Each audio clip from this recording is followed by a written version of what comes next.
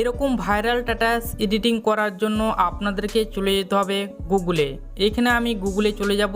গুগলে আসার পর আমি এখানে কোনো কিছু লিখে সার্চ করব না, এখানে আমি একটি লিঙ্ক পেস্ট করে দেবো। এই লিঙ্কটির ভিডিও ডেসক্রিপশন বক্সে প্রোভাইড করা থাকবে। আপনারা সেই লিঙ্কটিকে কপি করে আপনারা সোজা গুগলে এসে পেস্ট করে দেবেন। পেস্ট করার পর আপনারা সার্চ বাটনে ক্লিক করে সার্চ করে দেবেন। এখানে আমি সার্চ করে দিলাম। সার্চ করার পর এখানে একটি নতুন ইন্টারপেজ খুলে আসবে। এখানে কিন্তু একটি নতুন ইন্টারপেজ খুলে এলো।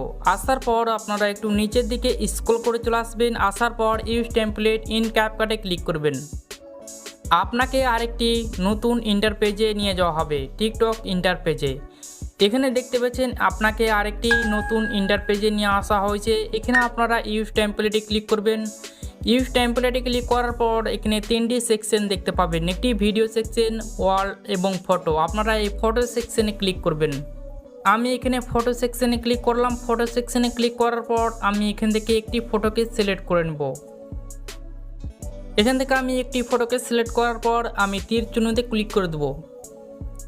তীর চিহ্নতে ক্লিক করার পর এখানে কিন্তু আপনার ভিডিও কমপ্লিট হয়ে গেল এডিটিংটা। এখানে আপনারা এক্সপোর্ট এর উপরে ক্লিক করবেন। এক্সপোর্টের উপরে ক্লিক করার পর আপনারা এখান থেকে রেজুলেশনটা সিলেক্ট করে নেবেন। এখান থেকে আমি 1080তে ক্লিক করে আমি ডনে ক্লিক করে দেবো। ডনে ক্লিক করার পর এক্সপোর্ট আউট ওয়াটারমার্কে ক্লিক করব। এখানে ক্লিক করলে সেই স্ট্যাটাসটা অ্যাকচুয়ালি এক্সপোর্ট হতে চলেছে।